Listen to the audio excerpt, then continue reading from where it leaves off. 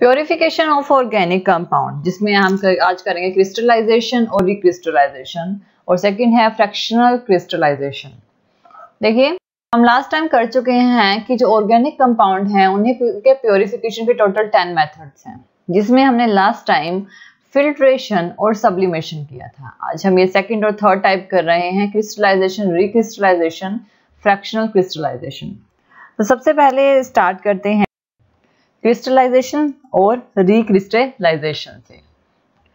देखिए, जो क्रिस्टलाइजेशन होती है, जो क्रिस्टल्स होते हैं, वो प्योरेस्ट फॉर्म होती है किसी भी सब्सटेंस की, जिसकी एक पर्टिकुलर ज्योमेट्रिकल शेप होती है। और ये जो क्रिस्टलाइजेशन का प्रोसेस है, इस प्रोसेस में हम इम्प्योर कंपाउंड्स को जो होते हैं वो कन्वर्ट करते हैं क्रिस्टल फॉर्म में। इसे क्रिस्टलाइजेशन कहा जाता है। अब जैसे कि जो ज़्यादातर जो कॉमनली टेक्निक यूज़ की जाती है सॉलिड ऑर्गेनिक कंपाउंड्स को प्योर करने के लिए, इसमें क्या है कि इसमें जो सॉल्युबिलिटी होती है जो कंपाउंड्स की, सबसे पहले बात होती है कि हर एक कंपाउंड की सॉल्युबिलिटी अलग अलग होती है और इम्प्योरिटीज़ की भी अलग अलग होती है एक पर्टिकुलर सुटेबल सॉल्वेंट में। जो इम्प्योर कंपाउंड होते हैं उसे हम डिसॉल्व करते हैं, इम्प्योर कंपाउंड को हम डिसॉल्व करते हैं एक पर्टिकुलर सॉल्वेंट में, जो कि रूम टेम्परेचर पे तो स्प्रिंगली सॉल्युबल यानी कि कम सॉल्युबल होते हैं, लेकिन अगर टेम्परेचर हाई हो तो वो क्या होते हैं, उसमें प्रॉपरली सॉल्युबल हो जाते हैं। और जो कंसंट्रेशन होती है वो एक सैचुरेटेड सॉल्यूशन बनता है उस टाइम पे उसका, और ये जो सैचुरेटेड सॉल्यूशन होता है उसे कूल किया जाता है और क्रिस्टल जो होते हैं प्योर सब्सटेंस के वो सेपरेट कर लिए जाते हैं फिल्ट्रेशन मेथड के थ्रू। तो यहाँ पर जो कलर्ड इम्प्योरिटीज होती है, अगर हमारे जो कंपाउंड्स हैं अगर उसमें कलर इम्प्योरिटी है उसे भी रिमूव किया जाता है। पहले उसे बॉयल किया जाता है सॉल्यूशन को, इम्प्योर सब्सटेंस को, और फिर उसे एक्टिवेटेड चारकोल के साथ 15 to 20 मिनट्स के लिए उसे छोड़ा जाता है। तो चारकोल क्या करता है, फिल्टर आउट करता है और फिल्टर करता है, और फिर उसको कूल किया जाता है और प्योर सब्सटेंस को सेपरेट कर लिया जाता है। तो इसमें इस फॉर्म को हम बोलते हैं क्रिस्टलाइजेशन। तो इसके अलग अलग मेथड्स होते हैं। हमने सबसे पहले चूज करना पड़ता है कि हमारा सोलवेंट कैसा है, यानी कि जिसमें हमने जो ऑर्गेनिक कंपाउंड लिया है उसे हमने पर्टिकुलर सोलवेंट में ऐड करना पड़ता है, यानी कि मिक्स करना पड़ता है, डिसॉल्व करना पड़ता है क्रिस्टलाइजेशन करने के लिए। तो सबसे पहले हमें अपना सोलवेंट चूज करना पड़ता है कि सोलवेंट में क्या क्या प्रॉपर्टीज होनी चाहिए। सबसे पहले ये प्रॉपर्टी होनी चाहिए कि ये क्या है, जो भी हमारा कंपाउंड है वो केमिकली रिएक्ट नहीं होना चाहिए, यानी कि जो इम्प्योरिटीज है और जो सोलवेंट, इम्प्योरिटीज को जिस सोलवेंट में हमने मिक्स किया है वो केमिकली रिएक्शन उनमें कोई नहीं होनी चाहिए। दूसरा पॉइंट ये है कि जो सोलवेंट है हमें चूज जब करते हैं उसमें इस तरह से चूज करना है कि जो सब्सटेंस है उसमें डिसॉल्व हो जाए। जब उसे हीट करें तो उसमें वो क्या हो जाए, डिसॉल्व हो जाए, और ताकि कूलिंग के टाइम पे हमें ज़्यादा से ज़्यादा सब्सटेंस मिल सके। ठीक है, पर्टिकुलर टेम्परेचर पे, इतना ज़्यादा भी ना हो, यानी पर्टिकुलर टेम्परेचर पे वो डिसॉल्व हो जाए। तो सोलवेंट हमें कुछ इस तरह का लेना पड़ता है। और थर्ड, जो हम सोलवेंट को चूज करते हैं वो इस तरह से करते हैं कि जो इम्प्योरिटीज हैं वो ऐसी नहीं होनी चाहिए कि वो सारे ही सोलवेंट्स में डिसॉल्व हो जाए। ठीक है ना, इनमें डिसॉल्व हो जाए, लेकिन ये है कि जो भी सोलवेंट ले रही हैं उसी में ही वो डिसॉल्व हो रही है, ऐसा नहीं होना चाहिए। हमें पर्टिकुलर सोलवेंट चूज करना पड़ता है। अब यहाँ ये तो हमारा फर्स्ट है कि हमें सोलवेंट चूज करना पड़ता है। नेक्स्ट होती है कि जो प्रिपरेशन होती है सॉल्यूशन की वो क्या की जाती है। प्रिपरेशन क्या होती है, जो इम्प्योरिटीज होती है उसको पहले फाइन पाउडर किया जाता है। सब्सटेंस जो होते हैं इम्प्योर सब्सटेंस होते हैं उन्हें पाउडर फॉर्म में कन्वर्ट कर लिया जाता है।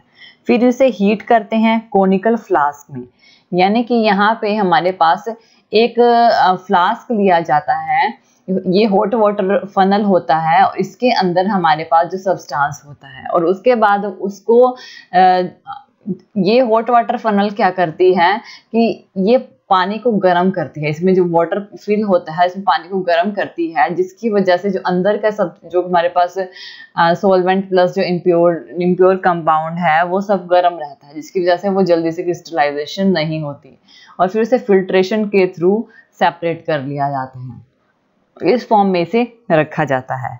तो जो इम्प्योर सब्सटेंस होते हैं फाइन पाउडर की फॉर्म में होते हैं, उन्हें हीट किया जाता है कॉनिकल फ्लास्क में एक स्मॉल क्वांटिटी ऑफ सॉल्वेंट के साथ, और जिसे उसको फिर बॉईल किया जाता है, इसे गर्म किया जाता है।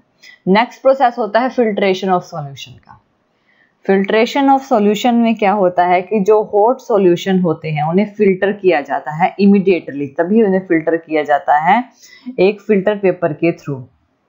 इसमें देखिए मैंने पहले ही कहा कि हॉट वाटर फनल का यूज किया था। हॉट वाटर फनल क्या करती है कि इसमें जो क्रिस्टलाइजेशन होनी होती है उसे अवॉइड करती है, क्रिस्टलाइजेशन नहीं होने देती, ताकि जो इम्प्योरिटीज हैं जो मिक्स हो चुकी हैं वो सेपरेट हो जाए और जो क्रिस्टल फॉर्म में है पूरा सब्सटेंस जो कंपोनेंट वो सेपरेट हो जाए। इस तरह से फिर उसे फिल्टर किया जाता है। ये थर्ड पॉइंट है। नेक्स्ट है हमारे पास fourth point, crystallization and separation of crystal. तो इसमें इस प्रोसेस में हम क्या करते हैं, एक डिश लेते हैं, डिश जहाँ से हम डिश यानी कोई बर्तन टाइप का, तो एक डिश लेते हैं जिसमें हमारे पास सॉल्यूशन होता है, उसको हम ठंडा करने के लिए छोड़ देते हैं, उसको डिस्टर्ब नहीं करते, उस सॉल्यूशन को उस डिश में ठंडा करने के लिए कुछ टाइम के लिए छोड़ देते हैं ताकि उसमें से क्रिस्टल सेपरेट हो जाए। अगर क्रिस्टल सेपरेट नहीं होता लंबे टाइम तक तो उसमें हमें क्या करना होता है, हमें एक प्रोसेस का यूज करते हैं जिसमें हम ग्लास रोड लेते हैं जिसे बोलते हैं सीड। वो जो सब्सटेंस होता है, जो रोड होती है, वो उसी सब्सटेंस की होती है जिस सब्सटेंस का हमने सब्सटेंस के क्रिस्टल को हम सेपरेट कर रहे हैं, उसी सेम क्रिस्टल की लेते हैं, सेम सब्सटेंस की होती है।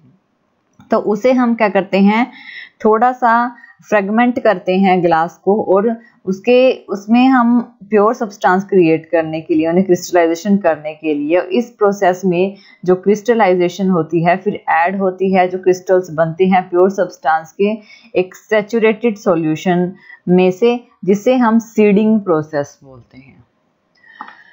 नेक्स्ट होता है ड्राइंग ऑफ क्रिस्टल। अब जब हमने निकाल लिया है, अपना क्रिस्टल सेपरेट कर लेते हैं, तो क्रिस्टल जो होता है उसे फाइनली ड्राई कर दिया जाता है एयर में या किसी भी और मेथड से, एक स्टीम में पास करके, ओवन में, एयर ओवन में पास करके, या किसी भी मेथड से उसे ड्राई कर लिया जाता है। अब ड्राइंग में जैसे कि अलग अलग मेथड्स हैं। सबसे पहले है कि क्रिस्टलाइजेशन ऑफ शुगर। इसमें क्या होता है, आप सपोज कीजिए कि हमारे पास कुछ सैंपल है शुगर का, शुगर यानी चीनी का। शुगर, इसमें हमारे पास इम्प्योरिटीज हैं सोडियम क्लोराइड की, यानी कि जो कॉमन सॉल्ट होता है, हमारे पास एक शुगर है लेकिन उसमें सोडियम क्लोराइड प्रेजेंट है। हमने उसको सेपरेट करना है, शुगर को सेपरेट करना है और सोडियम क्लोराइड को सेपरेट करना है, प्योरिफिकेशन करनी है। तो इसमें क्या करेंगे, हम क्या करेंगे, जो इम्प्योर सॉलिड्स हैं, ठीक है, उसे क्या करेंगे, हॉट इथेनॉल में डालेंगे 348 केल्विन टेम्परेचर पे, हॉट इथेनॉल में। इथेनॉल में अगर शुगर हम सोडियम क्लोराइड का सॉल्यूशन डालते हैं तो क्या होता है, जो शुगर होती है वो डिसॉल्व हो जाती है हॉट इथेनॉल में, लेकिन जो कॉमन सॉल्ट यानी कि सोडियम क्लोराइड NaCl होता है वो इनसोल्यूबल रहता है, वो सोल्यूबल नहीं होता, जिसकी वजह से हम फिल्ट्रेशन कर देते हैं। जब हम फिल्टर करते हैं तो सोडियम क्लोराइड जो कि डिसॉल्व नहीं हुआ है वो फनल यानी कि फिल्टर पेपर में ही रह जाएगा, और शुगर सारी डिसॉल्व हो चुकी है तो वो हमारे सॉल्वेंट के साथ यानी कि एथेनॉल के साथ बाहर आ जाएगी। फिर एथेनॉल और शुगर को सेपरेट कर लेते हैं। तो ये फर्स्ट मेथड होता है।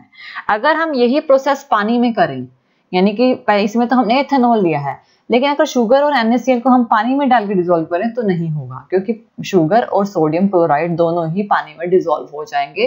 तो हम शुगर और सोडियम क्लोराइड को पानी में से सेपरेट नहीं कर सकते, इसी वजह से हम एथेनॉल का यूज करते हैं। नेक्स्ट जो प्रोसेस होता है वो होता है क्रिस्टलाइजेशन ऑफ बेंजोइक एसिड। अब नेक्स्ट में हमारे पास मिक्सचर है बेंजोइक एसिड का और नेप्थलीन का। इस प्रोसेस में बेंजोइक एसिड और नेप्थलीन का जो मिक्सचर है उसे प्योरीफाई किया जाता है और उसे हॉट वाटर में डिसॉल्व किया जाता है। जो बेंजोइक एसिड होता है वो डिसॉल्व हो जाता है, लेकिन जो नेप्थलीन होता है वो इनसॉल्युबल रहता है। ऑब्वियसली बेंजोइक एसिड हम फिल्ट्रेशन सेपरेट कर लेंगे, जो नेप्थलीन है ये हमारा फिल्टर पेपर में ही रह जाएगा, तो इसको हम सेपरेट कर लेते हैं। ये हमारी ड्राइंग ऑफ क्रिस्टलाइजेशन होती है और इसके जो प्रॉपर क्रिस्टलाइजेशन की फॉर्मेशन के 2 एग्जांपल्स मैंने आपको शो किए हैं। नेक्स्ट प्रोसेस होता है हमारा फ्रैक्शनल क्रिस्टलाइजेशन। हमने अभी क्रिस्टलाइजेशन और रिक्रिस्टलाइजेशन की। नेक्स्ट होता है रिक्रिस्टलाइजेशन, मतलब क्रिस्टलाइजेशन करके फिर से जो हमारे पास सब्सटेंस है उसको सेपरेट कर लेना, फिर से उसे क्रिस्टल फॉर्म में कन्वर्ट कर देना। ये होता है फ्रैक्शनल क्रिस्टलाइजेशन। इस मेथड में क्या होता है, इस मेथड में हम यूज करते हैं, हम सेपरेट करते हैं 2 या 2 से ज्यादा कंपोनेंट को, यानी ऐसे कंपोनेंट जिनकी सॉल्युबिलिटी अलग अलग है, यानी कि कंपोनेंट जो है 2 या 2 से ज्यादा हमने एक ही सॉल्वेंट में डाले हैं, लेकिन उनकी जो सॉल्युबिलिटी है वो अलग अलग है। इस तरह से हम उन्हें रिप्रेजेंट करते हैं। ये जो प्रोसेस होता है इसमें हम सीरीज लेते हैं रिपीटेड क्रिस्टलाइजेशन की, एक पर्टिकुलर सीरीज लेनी पड़ती है। अब देखिए जो सेपरेशन है डिफरेंट कंपोनेंट के मिक्सचर के, वो रिपीटेड क्रिस्टलाइजेशन होती है, इसे ही फ्रैक्शनल क्रिस्टलाइजेशन। रिपीटेड क्रिस्टलाइजेशन मतलब कि आपके पास 2 या 2 से ज्यादा कंपोनेंट है जो कि एक इम्प्योर है, यानी एक दूसरे के साथ मिक्स है।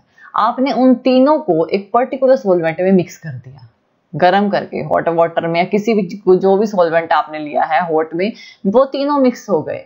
तो अब क्या होगा, जब आप उसे ठंडा करने के लिए छोड़ोगे तो वो कंपोनेंट जिसकी सॉल्युबिलिटी कम होती है, ठीक है, वो सबसे पहले ऊपर क्रिस्टल फॉर्म में बन के ऊपर आ जाएगा, यानी कि सबसे पहले उसकी क्रिस्टलाइजेशन हो जाएगी, ऊपर नहीं आएगा, क्रिस्टलाइजेशन सबसे पहले हो जाएगी, तो उसको आप सेपरेट कर लोगे। फिर जिसकी सॉल्युबिलिटी उससे थोड़ी ज्यादा है, यानी जब वो ठंडा होगा तो दूसरा कंपोनेंट अलग हो जाएगा, और जब जो सबसे ज्यादा सॉल्युबल था वो सबसे लास्ट में क्रिस्टलाइजेशन होगा और उसको सेपरेट कर लिया जाएगा। इस तरह से हम इसे रिप्रेजेंट करेंगे। हम इसमें मिक्सचर लेते हैं, यानी कि ऐसे सुटेबल जो हमारे पास सोलवेंट होते हैं जिसमें जो 2 कंपोनेंट्स हैं, हमारे 2 कंपोनेंट्स हैं जो मिक्सचर हैं, अलग अलग सॉल्युबिलिटी के होते हैं, यानी कि एक की सॉल्युबिलिटी ज्यादा होंगी दूसरे की कम होगी, एक की कम है दूसरे की ज्यादा होगी, अलग अलग सॉल्युबिलिटी होती है। हॉट सैचुरेटेड सॉल्यूशन बनाते हैं मिक्सचर का और फिर उसे ठंडा होने के लिए छोड़ देते हैं। जो लेस सॉल्युबल क्रिस्टल होता है वो सबसे पहले क्रिस्टल में बदल जाता है, और जो मोर सोल्यूबल होता है वो सॉल्यूशन में ही रह जाता है, उसको हम सेपरेट कर लेते हैं। फिर जब वो और ज्यादा ठंडा होता है तो फिर अपने टेम्परेचर पे आके दूसरा भी क्रिस्टल में बदल जाता है, और फिर उसे क्या होते हैं, सेपरेट कर लेते हैं। ऐसे अगर थर्ड प्रेजेंट है जिसकी सॉल्युबिलिटी सबसे ज्यादा है, वो सबसे लास्ट में क्रिस्टल में बदलेगा। तो ये फ्रैक्शनल क्रिस्टलाइजेशन होती है। तो ये हमारे पास हॉट सैचुरेटेड सॉल्यूशन हम इसमें लेते हैं। लेस सॉल्युबल सबसे पहले क्रिस्टल में बदल जाएगा, सबसे पहले अलग हो जाएगा, तो इससे हमें पता लग जाता है। ये फ्रैक्शनल क्रिस्टलाइजेशन होती है। अब देखिए जो हमने क्या क्रिस्टलाइजेशन और फ्रैक्शनल क्रिस्टलाइजेशन दिया। क्रिस्टलाइजेशन में हमने क्या किया है, सिंपल, यानी कि हमारे पास 2 चीजें हैं, दोनों को अलग अलग करना है, वो होगी हमारी क्रिस्टलाइजेशन। फ्रैक्शनल 2 या 2 से ज्यादा आपके पास जो मिक्सचर्स हैं, इम्प्योरिटीज के इम्प्योर बना हुआ है जो आपके पास कंपोनेंट, उसको सेपरेट करना, वो फ्रैक्शनल क्रिस्टलाइजेशन होती है। Thank you for watching this video. और ज्यादा अपडेटिंग वीडियोस के लिए आप हमारे चैनल लर्न एंड ग्रो पर हमें सब्सक्राइब कर सकते हैं। Thank you.